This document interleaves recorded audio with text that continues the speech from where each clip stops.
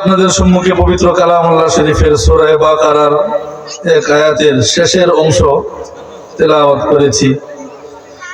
রাসূল করিম সাল্লাল্লাহু আলাইহি ওয়াসাল্লামের অসংখ্য অগণিত হাদিসে মুবারাকা থেকে মুসলিম শরীফের 251, নাসাই শরীফের 151, মুসনাদে আহমদের 8606 নম্বর হাদিস তেলাওয়াত করেছি।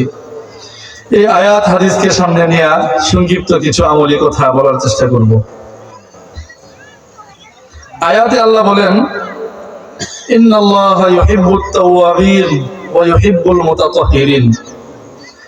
নিশ্চয়ই রব্বুল আলামিন তওবাকারীদেরকে ভালোবাসেন। সুবহানাল্লাহ বলেন। ওয়া ইউহিব্বুল মুতাতাহহিরিন, এবং যারা পবিত্রতা অর্জনকারী, যারা পবিত্র থাকাকে পছন্দ করে, পবিত্র থাকে, পবিত্র বান্দা যারা, তাদেরকেও আল্লাহ তাআলা পছন্দ করেন। আমি দ্বিতীয় অংশ পবিত্রতা সম্পর্কেই কিছু বলার ইচ্ছা করছি। পবিত্রতা দুই ধরনের হয়ে থাকে। একটা হলো বদনী পবিত্রতা, শারীরিক পবিত্রতা, আর একটা হলো আত্মিক পবিত্রতা, আত্মার পবিত্রতা। শারীরিক পবিত্রতা এটা ওযু গোসলের মাধ্যমে করা হয়, আর আত্মিক পবিত্রতা, আত্মার পবিত্রতা, সেটা কলব সংশোধনের মাধ্যমে, আত্মা পরিষ্কার করার মাধ্যমে, শুদ্ধাচার এর মাধ্যমে এই পবিত্রতা অর্জন করা হয়। মুহতারাম হাজরিন, দুটোটা পবিত্রতারই গুরুত্ব ইসলামের মধ্যে রয়েছে। এর মধ্যে চূড়ান্ত সফল ওই সমস্ত মানুষ যারা আত্মার পবিত্রতা অর্জন করে। কোরআনের মধ্যে আছে, আল্লাহ তাআলা বলেন, বিসমিল্লাহির রহমানির রহিম, قد أفلح من تزكى قد أفلح من تزكى وذكر اسم ربه فصلى وفي آية أخرى قد أفلح من زكاها। রব্বুল আলামিন বলেন, ও আমার বান্দারা, তোমরা শুনে রাখো, আমার বান্দাগণের মধ্যে দুনিয়াতে শুধুমাত্র কেবলমাত্র এই সমস্ত মানুষই চূড়ান্ত সফল হবে। আল্লাহর চূড়ান্ত সফলতা শুধুমাত্র ওই সমস্ত বান্দাগণ লাভ করবে, قد أفلح من تزكى, যারা আত্মা পবিত্র করে, আত্মশুদ্ধি করে, যারা নিজের কলবের অবস্থাকে ভালো করবে। আল্লাহ তাআলা বলেন, ওই সমস্ত মানুষই দুনিয়াতে একমাত্র সফল মানুষ। সুবহানাল্লাহ। আত্মা পরিষ্কার করা ছাড়া কোনো মানুষ সফল হইতে পারবে না। দুনিয়াতে কেউ যদি গাড়ির মালিক হয়, আমরা মনে করি লোকটা সফল। কে বলেন, লোকটা কি সফল? দুনিয়াতে গাড়ির মালিক হইলে সফল হয় না, দুনিয়াতে বাড়ির মালিক হইলে সফল হয় না, দুনিয়াতে 8টা 10টা ব্যবসা প্রতিষ্ঠানের মালিক হইলে সফল হয় না। কারণ এই সবগুলাই ধোঁকা, এই সবগুলাই মুহূর্তের মধ্যেই কি বলেন শেষ হয়ে যাইতে পারে। এখন যদি আপনার আমার চক্ষু বন্ধ হয়ে যায়, তাহলে 10টা দোকান কি সাথে যাবে? 20টা বাড়ি কি সাথে যাবে? মুহতারাম হাজরিন, দুনিয়ার নারী বাড়ি, টাকা পয়সা, ব্যাংক ব্যালেন্স, কাম গৃহস্থী, শান শৌকত, এই সব কিছু স্বাভাবিকভাবে পড়ে থাকবে।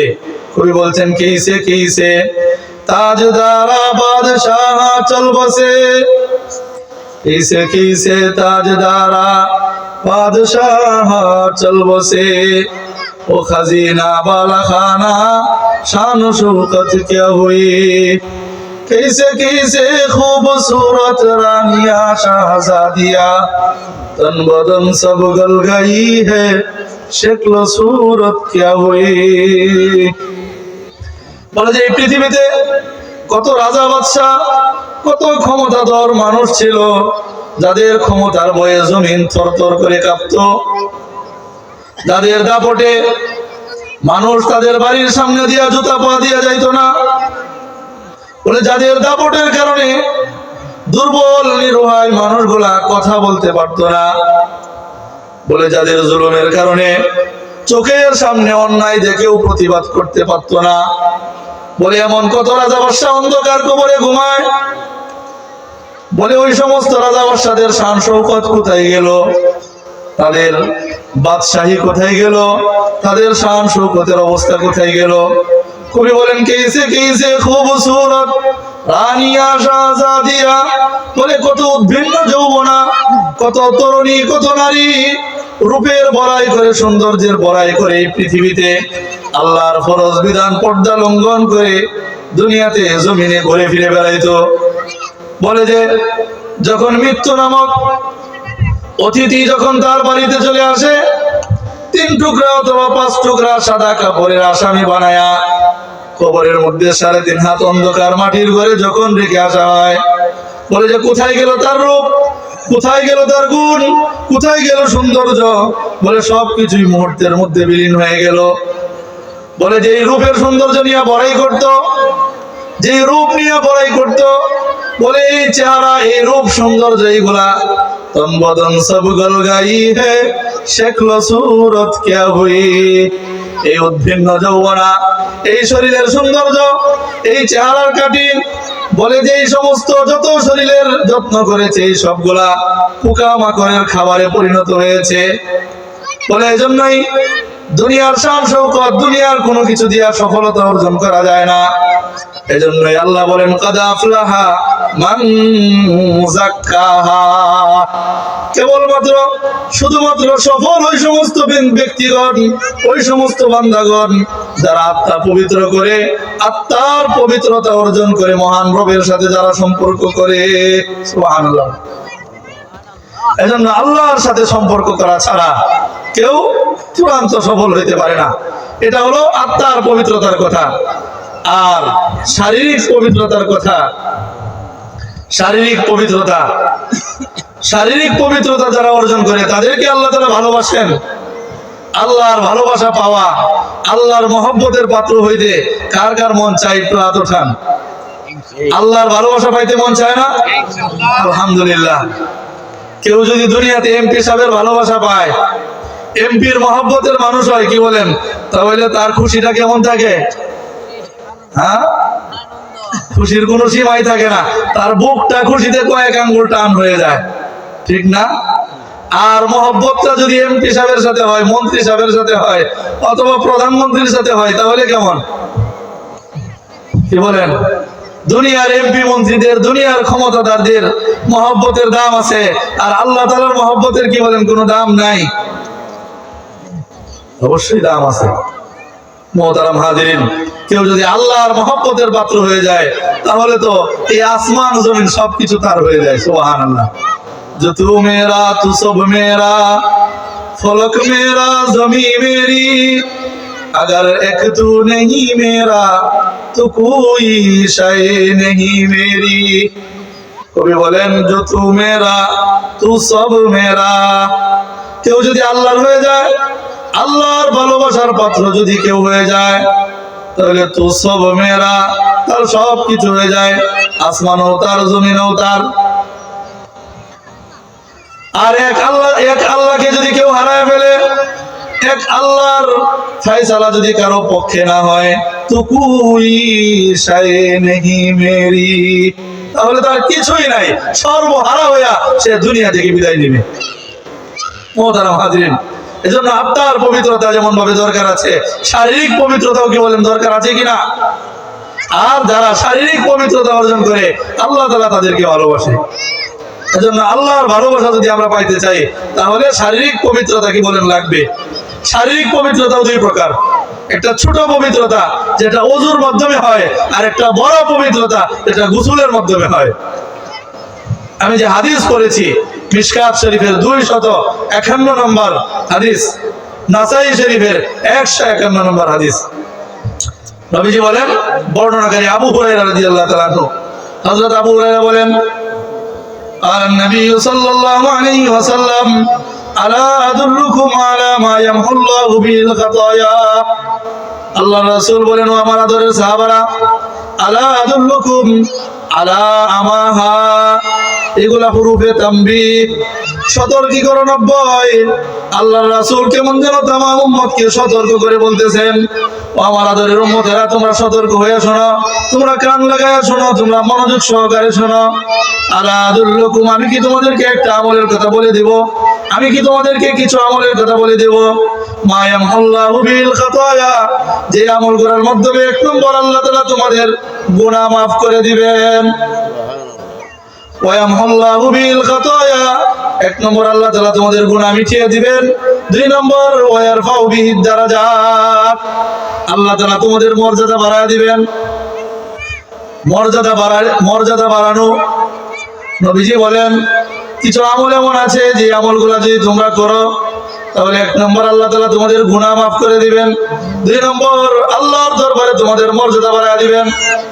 দারাজাত জমায়ে কাসরাতের সিগা, বলে কত বেশি বাড়ায় দিবেন স্বয়ং আল্লাহ তাআলাই জানেন, আল্লাহ ছাড়া আর কেউ জানে না।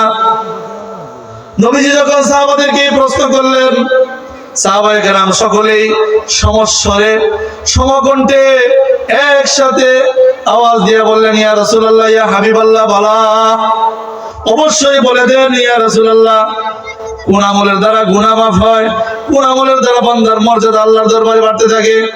কি বলেন, আমলগুলো জানতে মন চায়? তিনটা আমল। কয়টা আমল? তিনটা আমল।